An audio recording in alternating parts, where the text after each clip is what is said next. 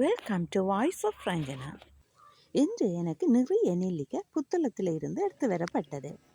நான் இன்றைக்கு ஊறுகாய் செய்யலாம்னு யோசித்தேன். நெல்லிக்காயை நல்ல சுத்தமாக கழுவ வேணும். 3 தண்ணி என்றாலும் கழுவ வேணும். நெல்லிக்காயில் இருக்கிற காம்பு பகுதியில் கருத்து தண்டு இருக்கு. அந்த தண்டு எல்லாத்தையும் அவிக்க முதலே ரிமூவ் பண்ணிட வேணும். அல்லது அந்த நெல்லிக்காய் கயறும். ரிமூவ் பண்ணின பிறகு ஒரு முறை கழுவி போட்டு ஸ்டீமரில் போட்டு அவிக்க வேணும். நீங்கள் நன்றாக 5 நிமிடம் அவிய விடவும். அவித்த நெல்லியை ஈரமில்லாத ஒரு பாத்திரத்தில் போட்டு அந்த நெல்லிக்காயில் இருக்கிற சீட்ஸ் எல்லாத்தையும் முதல்ல ரிமூவ் பண்ண வேணும். நெல்லிக்காய் ஊறுகாய் செய்கிறதுக்கு இஞ்சியும் வெள்ளைப்பூடும் நல்ல தாராளமாக போட வேணும். 6-7 பெரிய துண்டண்டான இஞ்சி போட வேணும். அது ஒரு 50 கிராம் எடுக்கலாம். இஞ்சியும் வெள்ளைப்பூடும். கடுகு 1.5 டீஸ்பூன், வெந்தயம் 3/4 கரண்டி எடுத்தால் போதும். ரெண்டையும் சேர்த்து நல்லா வறுக்கவும். வெந்தயம் பொன்னிறமாக வரும். கடுகும் பொரிஞ்சு நல்லா வாசம் மணக்கும். அந்த நேரம் அதை ரக்கி போட்டு திரித்து மாவாக்க வேணும்.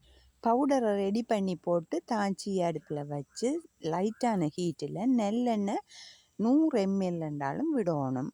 போதா விட்டால் இன்னும் நீங்கள் ஆட் பண்ணலாம். ஆனால் நான் செய்கிறதுக்கு 100 ml போதும்.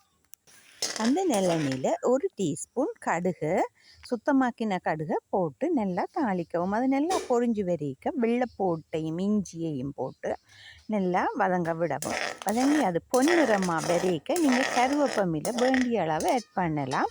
அந்த கருவேப்பமில்லை தண்ணி இல்லாமல் இருக்கணும். இப்போ பாருங்கள், கடுகு நல்லாவே பொரிஞ்சு நல்லா வாசம் ஒன்று வருகுது. கடுகு பொரிஞ்சது நல்லா எண்ணெய் கொதிச்சு கொண்டு இருக்கக்குள்ள இப்போ நீங்கள் வெள்ளைப்பூடு, இஞ்சி எல்லாத்தையும் போட்டுங்க. 4 நிமிடங்களில் நல்ல பொன்னிறமாக வரும்.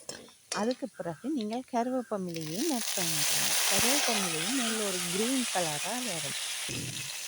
அதுவும் வர விட்டு நீங்கள் நெல்லிக்காயை போட்டு நல்லா வதக்க வேணும். இப்போ நெல்லிக்காய் போட்டாச்சுது.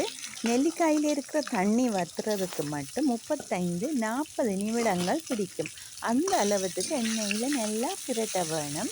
அடிப்பிடிக்காமல் பிரட்டி கொண்டிருக்க வேணும். அந்த நெல்லிக்காயில் இருக்கிற தண்ணி அவ்வளவத்தையும் எண்ணெய் இழுத்து அதை உள்ளுக்கு வற்ற பண்ணுறதுக்கு கிட்டத்தட்ட 35 நிமிஷம் பிடிக்கும். அந்த டைமில் நீங்கள் உப்பையும் ஆட் பண்ண வேணும். கொஞ்சம் வதங்கி கொண்டு வரையக்குள்ளே உப்பை ஆட் பண்ணினா நெல்லிக்காயில் இருக்கிற காரம் உப்பால் பேலன்ஸ்ட் ஆகும்.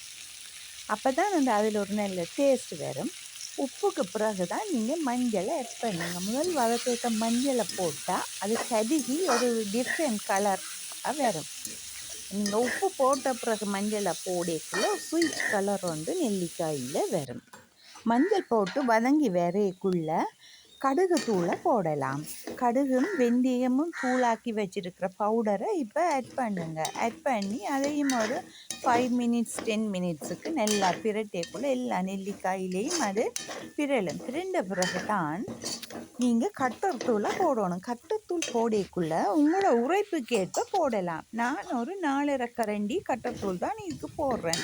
எனக்கு அது போதுமான உரைப்பு. நீங்கள் கூட வேணுமா இருந்தால் நீங்கள் கூடுதலாக போடலாம். கட்டர்தூள் போட்ட உடனே நிச்சயம் அது அடிப்பிடிக்கத்தான் பார்க்கும்.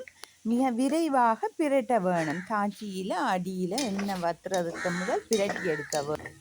ஓகே, இப்போ நாங்கள் 100 ml நல்லெண்ணெய் வற்றுற வரைக்கும் நல்ல வடிவாக பிரட்டி எடுத்த மேருந்து அடிப்பிடிக்காமல் இதை நாங்கள் பழுதாகாமல் 3 மாதத்துக்கு ஒரு கண்ணாடி போத்தலில் போட்டு பாவிக்கலாம். இனி நீங்கள் அந்த ஒரு 25 நிமிடம் கடந்த பிறகு இந்த ஊறுகாயை ரக்கலாம்.